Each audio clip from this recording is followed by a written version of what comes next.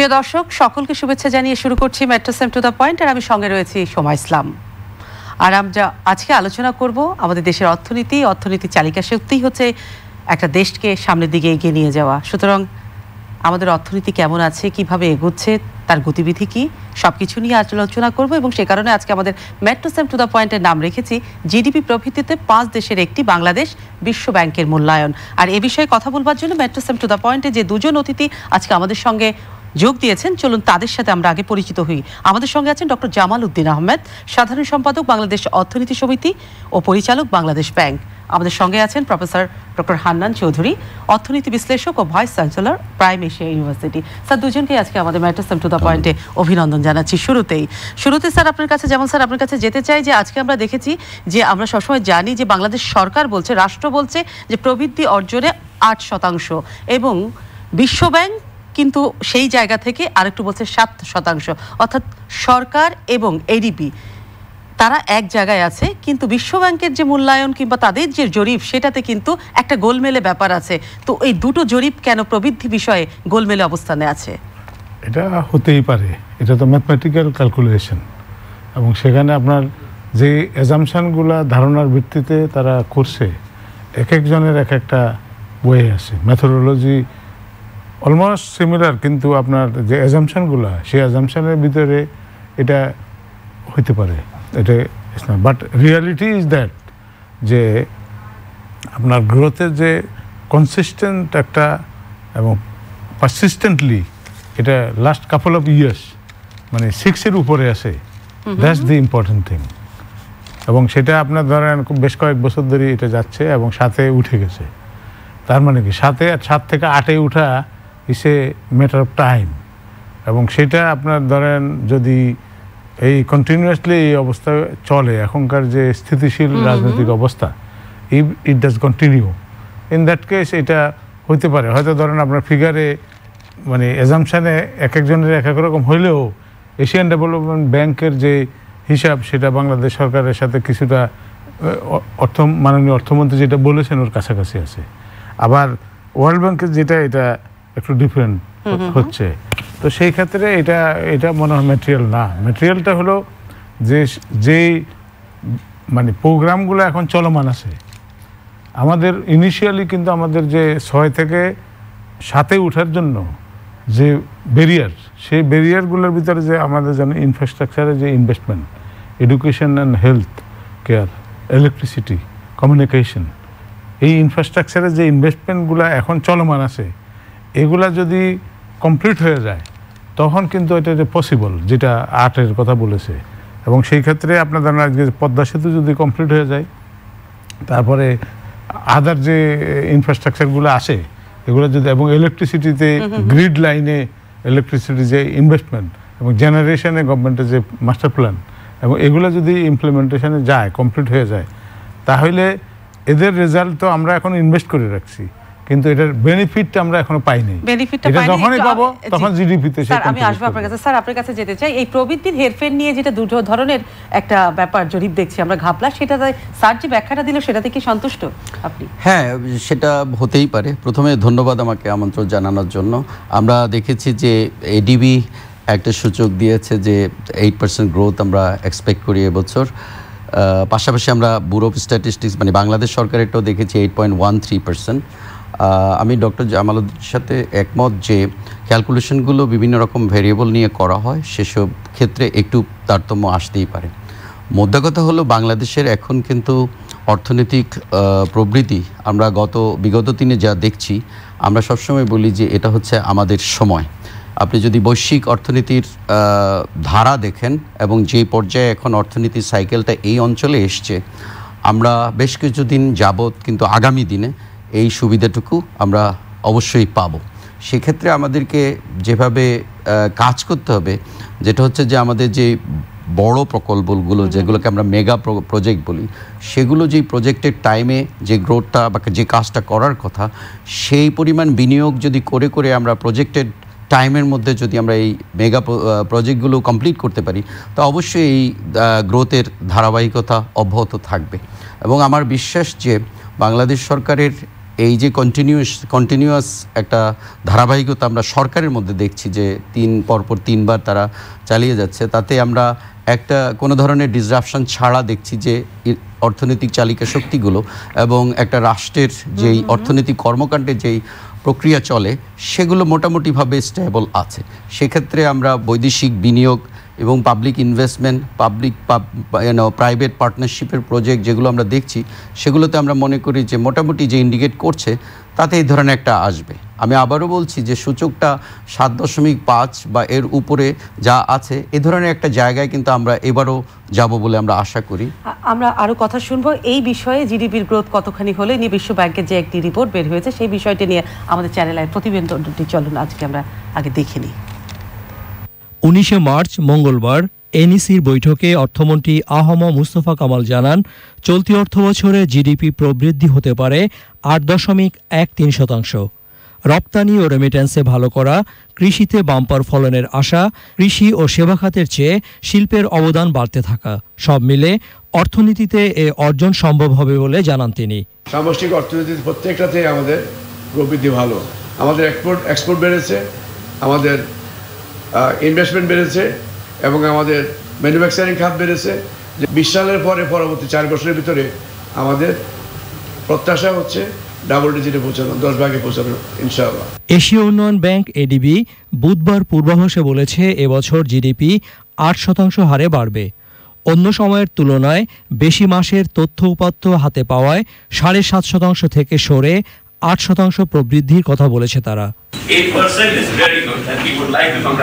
তবে এডিবি এবং সরকারের এই হিসাব মানতে নারাজ বিশ্বব্যাংক। ক্যাপিটাল মেশিনারির আমদানি, ব্যক্তিগত ঋণ প্রবাহ, এডিপির বাস্তবায়ন, ট্যাক্স রেভিনিউ গ্রোথ, কারণ এগুলি সবই তো প্রবৃদ্ধির সাথে সম্পৃক্ত। এগুলির ভিত্তিতে আমাদের কিছু হিসাব নিকাশের পদ্ধতি আছে, তার ভিত্তিতে আমরা এই 7.3% বা 7.4% আমরা প্রজেকশন অ্যারাইভ করি। বিশ্বব্যাংকের ভারপ্রাপ্ত কান্ট্রি ডিরেক্টর বব সম অবশ্য দাবি করেছেন 7.3 কিংবা 8.13 এগুলো নিছক সংখ্যা। মোটের ওপর বাংলাদেশের অর্জন ঈর্ষণীয়। Bangladesh is one of the top 5 growth rate economies in the world, and whether that is a little over 7% or even approaching 8%, the main message here is that Bangladesh is on a very high growth rate. Rizbina Waz, Channel I, Dhaka. প্রতিবেদনটি দেখছিলাম, কিন্তু প্রতিবেদনের শেষ অংশে যেটা হচ্ছে সেটাই হচ্ছে আসল অংশ, যে মূল বার্তা যেটি সেটা হচ্ছে যে আমাদের প্রবৃদ্ধিতে যেটা অর্জন, প্রবৃদ্ধিতে সেটা হচ্ছে ঈর্ষণীয়। কিন্তু আমার এখন যেটি প্রশ্ন স্যার আপনার কাছে, যে প্রবৃদ্ধিতে যখন আমরা ঈর্ষণীয় সাফল্যে চলে গেছি, বিশ্ব ব্যাংকের জরিপ বলছে, জাতিসংঘ বলছে, কিন্তু সেইখানে এটা যেমন একদিকে সুখের খবর, কিন্তু একটা দুঃখের খবরও আছে যে আমরা অসুখী দেশের তালিকায় বিগত 1 বছরে 10 ধাপ পিছিয়ে গেছি। জিডিপি বাড়ছে কিন্তু বাংলাদেশ কেন অসুখী দেশে পরিণত হচ্ছে? এটাও রিলেটিভ ব্যাপার। হোয়াট মেথোডোলজি ইউ ফলোড, যেই মেথোডোলজি দিয়ে করছেন সেটা দিয়ে করলে দেখা যাবে যে আরেকজনে আরেকটা করলে 3-4টা যদি স্টাডি হতো, একটা স্টাডিতে রেজাল্ট এটা আসে, আরেকটা ইন্ডিকেটর ধরে যদি আপনি করতেন তখন দেখা যায় হয়তো ডিফারেন্ট রেজাল্ট। তো এগুলো হলো হাইপোথেটিক্যাল মোস্টলি, এবং রিয়ালিটি হলো যে হোয়াট ইজ মাই অ্যাচিভমেন্ট। এই অ্যাচিভমেন্টে এখন এখানে ধরেন আপনার হইতে পারে যে সুখের ডেফিনেশনটা কি, সেটাই জানতে চাই। সেই ডেফিনেশনটা যদি আপনি বাইর করেন, এক একজনের ডেফিনেশন এক একভাবে হবে। তো সেই ক্ষেত্রে এটা একমত হওয়া difficult, but this is a findings, we should take into care. এটাকে আপনারা যদি কনসিডারেশন রাখি, এটা হতে পারে যে আপনার যে সামাজিক ন্যায় বিচার অথবা কর্পোরেট গভর্নেন্স, তারপরে রুল অফ ল, এগুলা যদি রাইটলি ডিল না করা হয় তাহলে সুখের পরিমাণ কমবে, এবং আইনশৃঙ্খলা পরিস্থিতি যদি রাইটলি থাকে, এখন তো মোটামুটি একটা অবস্থায় আছে, এবং যেই অবস্থার সাথে এই কথার সাথে কোনো মিল নাই। কারণ হলো এখনকার আপনারা ধরেন বাংলাদেশ এক সময় প্রাকৃতিক দুর্যোগ প্রবণতা বেশি ছিল, এটা কিন্তু এখন অনেক কম কম্পারেটিভলি লাস্ট কাপল অফ ইয়ার্সে। সেই ক্ষেত্রে বাংলাদেশে ধরেন আপনার এই গত বছরের আগের বছর আপনার সুনামগঞ্জে একটা আপনার এই যে বন্যা হলো বাঁধ বেগে, তাতে আপনার ফসল নষ্ট হয়েছে। এই যে এটা হলো ইকোনমির একটা ভালনারেবিলিটি। সেই ভালনারেবিলিটি এবং আমাদের ইনকামের যে আর্নিংয়ের যে ভালনারেবিলিটি সেটাও কিন্তু একটা এটা ভেরিয়েশন আছে। সেই ভেরিয়েশনটা হলো কি, আমরা এক্সপোর্টে একটা সেক্টরেই 84% অফ দ্য এক্সপোর্ট, যেটা হওয়া উচিত না। এটা হওয়া উচিত ডিস্ট্রিবিউটেড, যাতে আপনার একটা যদি নিচে পড়ে যায় আর একটা উপরের দিকে উঠলো, তখন এটা কম্পেনসেট করে। কিন্তু যদি সিঙ্গেল হয়, ইন দ্যাট কেস আপনার কিন্তু এটার উপর শকিংটা আপনার অ্যাবজর্ব করা ডিফিকাল্ট। তো সেই ক্ষেত্রে আমাদের যে ডাইভার্সিফাইড এক্সপোর্ট এটা থাকতে হবে, এবং আমাদের যে এক্সপোর্টের করিডোর এখন যে ডেস্টিনেশনগুলোতে আমরা আসি, সেখানে আমাদের এই ডেস্টিনেশনগুলোর বাইরেও আমাদেরকে যেতে হবে। প্রোডাক্টের ডাইভার্সিফিকেশন সেটাও কিন্তু আমাদের করতে হবে। এইগুলা করলে তখন কিন্তু এই ভালনারেবিলিটিটা অনেকটা রিস্ক কমবে, এবং ইন্টারনালি সুখের কারণ হলো কনসেন্ট্রেশন অফ ওয়েলথ। আর ডিস্ট্রিবিউটিভ ইনজাস্টিস যদি থাকে, তখন কিন্তু সুখের পরিমাণ কমবে। তো সেখানে আপনার এটাকে মেনটেন করার জন্য গভর্নমেন্টের যে পলিসি, রিসোর্সের অ্যালোকেশন রাইট প্লেসে, যেমন আপনি ধরেন ব্যাংকের লোন আপনি ডিস্ট্রিবিউট করতেছেন টু হোম, এবং এটা একটা পার্টিকুলার গ্রুপকে দিলেন, তাহলে তো হলো না। কিন্তু ওভারঅল আমরা ডক্টর জামাল আরো কথা শুনবো, একটা বিরতিতে যেতে হবে। প্রিয় দর্শক, আমাদের সঙ্গেই থাকুন, নিয়ে নিচ্ছি মেট্রোসেম বিরতি। প্রিয় দর্শক, আরও একবার শুভেচ্ছা মেট্রোসেম টু দ্য পয়েন্টে। জামাল স্যার, আপনার কাছে যেতে চাই। সেখানে আমি জানতে চাচ্ছি যে আমাদের বিভিন্ন হিসাব জরিপ বলছে যে ঈর্ষণীয় জায়গা আমাদের প্রবৃদ্ধি পৌঁছে গেছে, কিন্তু সেখানে আবার আমার কাছে অনেকগুলো গবেষণা আছে, সেখানে দেখা যাচ্ছে যে ব্যাংক ঋণ, কর্মসংস্থা, মূলধনী যন্ত্রপাতির আমদানি, তারপরও এই সব কিছু কম হওয়ার পরও প্রবৃদ্ধি কি করে এরকম ঈর্ষণীয় পর্যায়ে পৌঁছে গেছে? হ্যাঁ, আমরা একটু আগেই যে আলোচনাটা করছিলাম যে আমাদের প্রবৃদ্ধি যে পর্যায়ে আছে ঈর্ষণীয় অনেকটাই। তবে এটা সত্যি যে আমাদেরকে এখন কাজ করতে হবে, যেখানে সেটা হচ্ছে যে গুড গভর্নেন্স সব জায়গায় আনতে হবে। আমাদের ফাইন্যান্সিয়াল সেক্টরটা এখনও অনেক ভালনারেবল, সেখানে আমাদের গুড গভর্নেন্স এবং রেগুলেটরি ইস্যুসগুলো এনশিওর করতে হবে। আর আপনি একটু আগেই সুখী এবং আমাদের এই সমৃদ্ধির সাথে একটু তুলনা করতে চেয়েছেন, সেখানে আমি একজন শিক্ষক হিসাবে আমি যেটা বলবো, দেখেন আমাদের দেশে আমরা যদি আপনি কিছুদিন আগে একটা জরিপে দেখেছেন যে বাংলাদেশ কিন্তু এমন একটা দেশ যেখানে বৈষম্য অনেক বেশি বেড়ে যাচ্ছে, মানে যাদের মধ্যে ধনীদের অনেক ধনী, আমাদের 17% পিপল আর আল্ট্রা রিচ, এবং আমাদের এই বৈষম্যটা যখন এত বেড়ে যায়, সেক্ষেত্রে তো অবশ্যই সুখের ব্যাপারটা একটু আমরা বলতেই পারি যে এই সমাজে এত বেশি বৈষম্য, সেখানে সুখ আপনি কিভাবে দেখবেন। আর এটা হচ্ছে যে আপনি শিক্ষার কথায় যদি আসেন, আপনার তো আমরা যদি শিক্ষা অঙ্গন থেকে আমরা যেটা দেখছি যে পরিমাণ গ্র্যাজুয়েট আমরা তৈরি করি, তাদের জন্য কিন্তু আমরা জব ওইভাবে কিন্তু প্লেসমেন্ট করতে পারছি না। অর্থাৎ যতই গ্রোথ হচ্ছে, আমাদের কিন্তু চাকুরি ক্ষেত্রে এখনও কিন্তু ওইভাবে অ্যাবজর্পশন হচ্ছে না। সুতরাং আমরা প্রতি বছর প্রায় 8 থেকে 12 লক্ষ মানে আমাদের বিভিন্ন পর্যায়ের গ্র্যাজুয়েটরা বের হয়, তাদের জন্য যেই কর্মসংস্থান দরকার, আমাদের ইন্ডাস্ট্রি বলেন, ব্যবসা বলেন, এবং সার্বিকভাবে আমাদের অর্থনীতিতে এই গ্র্যাজুয়েটদের একটা চাকরি বাকরির সুযোগ আসার ব্যাপার আছে, সে জায়গায় আমরা কিন্তু পিছিয়ে আছি। মূলত আমাদের ইন্ডিকেটরে যেটা দেখছি আমরা যে আমাদের এক্সপোর্ট বাড়ছে, ভালো কথা। সেখানে জামাল ভাই যেটা বললো, আমাদের আসলে এক্সপোর্ট বান্ডেল আরও অনেক বাড়াতে হবে। এই বাস্কেটটার মধ্যে মাত্র কয়েকটা কমোডিটি দিয়ে আমরা পৃথিবীর কাছে শুধুমাত্র বাংলাদেশ কয়েকটা আইটেম বা কয়েকটা প্রোডাক্টকে তারা এক্সপোর্ট করবে, সেভাবে যদি আমরা থাকি, এটা খুবই রিস্কি। আমাদেরকে এই বাস্কেটটা আরও বান্ডেল বাড়াতে হবে, এক্সপোর্ট বান্ডেল, এবং এক্সপোর্টের পরিমাণ বাড়বে, সেটা ভালো। এবং আমরা দেখছি যে বিনিয়োগও প্রাইভেট সেক্টর থেকে বিনিয়োগ বাড়ছে, এবং বিদেশি ইনভেস্টমেন্টও আসতেছে, ইন্ডাস্ট্রির কিছু গ্রোথ হচ্ছে। যেটাও হচ্ছে না সেটা হচ্ছে যে পরিমাণ এনার্জি এখনও আমরা প্রডিউস করি, সেটা ইন্ডাস্ট্রি সেক্টরে যে গ্রোথ আমরা এক্সপেক্ট করতেছি, সেখানে আরও সাপ্লাই লাইনে আরও বেশি এনার্জি দরকার। এবং আমাদের সার্বিকভাবে এই কর্মকাণ্ডগুলো করার জন্য যে গভর্নেন্সের বিষয়টা আছে, সেই সুশাসনের ব্যাপারটা সামগ্রিকভাবে এখনও কিন্তু হচ্ছে না বলে আমি অনেকটা মনে করি। তো সেক্ষেত্রে আমাদেরকে কিন্তু খুবই কশাস হতে কাজ করতে হবে। সুশাসনের জায়গাটা সম্পূর্ণরূপে প্রতিফলিত হচ্ছে না, তো সেখানে কিন্তু বর্তমান সরকার তারা ধরেই প্রত্যাশা করছে আগামী 4 বছরের মধ্যে কিন্তু প্রবৃদ্ধি জোড়া সংখ্যায় যেতে চায়।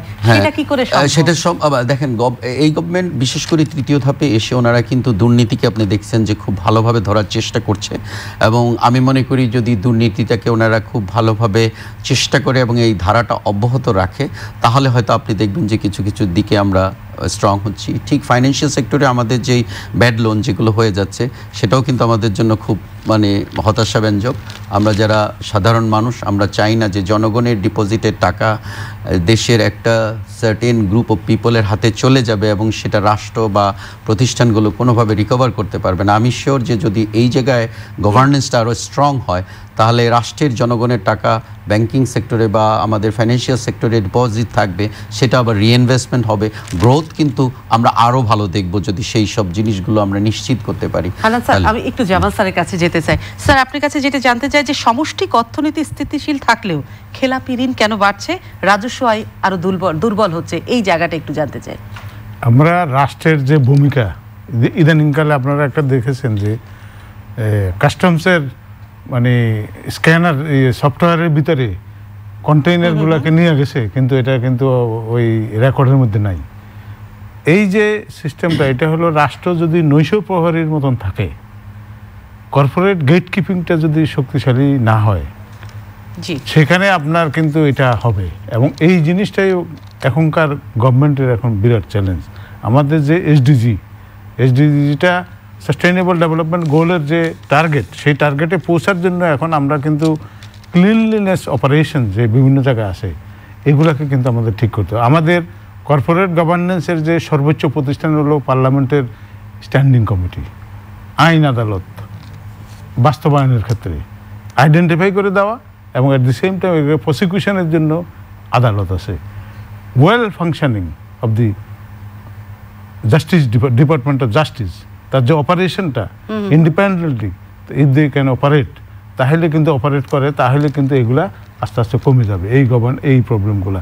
এবং আপনি দেখেন আমাদের দেশে আমরা বলি যে বেকারত্ব অনেক বেশি, সেখানে এখনও সরকারি প্রতিষ্ঠানে বহু জায়গায় আছে, ইভেন কেন্দ্রীয় ব্যাংকে 2,500 পোস্ট খালি আছে, অথচ দেশে বেকার। এটা আমরা দেখতে চাই না। আমরা দেখতে চাই যে সরকারি প্রতিষ্ঠানে, যে অ্যাটলিস্ট সরকারি প্রতিষ্ঠানে যেখানে এরকম আপনার রাষ্ট্রায়ত্ত ব্যাংকগুলোতে যে রিক্রুটমেন্ট, সেই রিক্রুটমেন্টগুলো কিন্তু পোস্ট খালি আছে, কিন্তু সেট আপে আছে, সেটা কিন্তু আপনার রিক্রুটমেন্ট হচ্ছে না। তার মানে কি আমাদের যে ইয়ার জেনারেশন, এরা যে গ্রাজুয়েশন হয়ে আসতেছে, স্যার যেটা বললেন যে এই যে প্রতি বছর আপনার গ্রাজুয়েটগুলো বাইরে আসতেছে, তাদেরকে যদি আমরা কাজ না দিতে পারি, তাহলে আমাদের এই উন্নয়নকে আমরা ধরে রাখতে পারবো না। এবং অ্যাট দি সেম টাইম আপনি দেখেন আমাদের দেশ থেকে বলা হয় যে বিদেশি কনসালটেন্টদেরকে 40,000 কোটি টাকার মতন এদের খাতে বিদেশে রেমিট হয়ে যায়। এই টাকাটা কোথায় আসে? এই ফরেন কারেন্সিটা এটা আসতেছে 42 ডিগ্রি সেন্টিগ্রেডে মিডল ইস্টে জব করে আমাদের শ্রমিকরা যে টাকাটা পাঠায়, সেই টাকায় আবার রেমিটেন্স হয়ে আপনার যাচ্ছে বিদেশি কনসালটেন্টের জন্য। সুতরাং কনসালটেন্ট আমাদের দেশে তৈরি করতে হবে। এবং এই আমরা আমাদেরকে বলা হয়তো একসময় ফরেন লোন সিন্ড্রোম ইকোনমি, আমরা পরনির্ভরশীলতার বিদেশি কনসালটেন্টের উপর আমরা নির্ভরশীল। আমি দাবি করব সেটা হলো যে আমাদের এখানে কনসালটেন্সি যে কাজগুলো হয়, পরামর্শক সার্ভিস, এটা 100 টাকার ভিতরে 80 টাকা লোকাল রিসোর্স দিয়ে আপনাকে মিট করতে হবে। বাকি 20% হলো স্পেশালিস্ট, ওদেরকে আনলেন, ওরা গাইডেন্স দিবে এবং আমাদের এখানে লোকজনের এটা ট্রেন করে এই ওয়ার্কফোর্সে কাজ করবে, তাহলে আনএমপ্লয়মেন্ট আমাদের কমবে।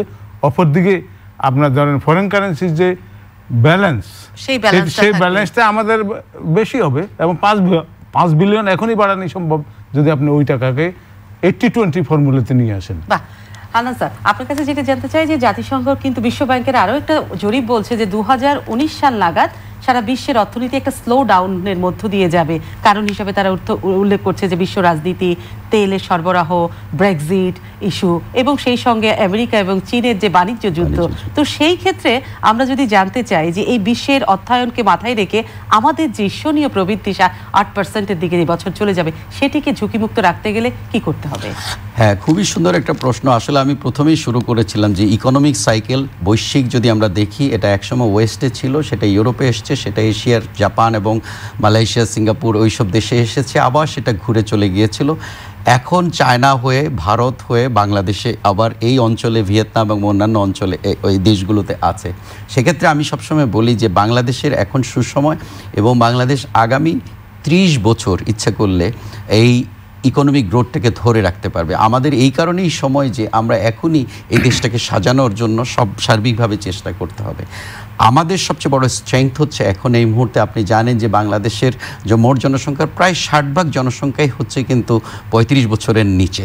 সুতরাং এই জাতিটা আরও 30 বছর ইয়াং থাকবে, তরুণ থাকবে। এই তরুণদেরকে আমাদেরকে প্রকৃত যে স্কিল আগামী দিনের জন্য দরকার, যে কারিগরি শিক্ষা এবং বিজ্ঞানভিত্তিক শিক্ষা এবং বর্তমান যুগ উপযোগী শিক্ষা, সেটা দিয়ে একটা দক্ষ হিউম্যান রিসোর্স তৈরি করতে হবে। যেটা জামাল ভাই একটু আগেই বললেন যে আমরা এখন এই মুহূর্তে আমরা প্রায় 11 লক্ষ একটা পার্শ্ববর্তী দেশের মানে ব্যক্তিবর্গকে এই দেশে চাকরি দিয়ে প্রায় অ্যারাউন্ড $5 বিলিয়ন আমরা পার ইয়ার দিচ্ছি, যেটা আমরা 1,20,00,000 লোক বিদেশে, মিডল ইস্টে যেটা গরমের মধ্যে কাজ করে যারা পাঠাচ্ছে, তার একটা অর্ধেক টাকা বা একটা 1/4 টাকা আমাদের চলে যাচ্ছে দেশের বাইরে।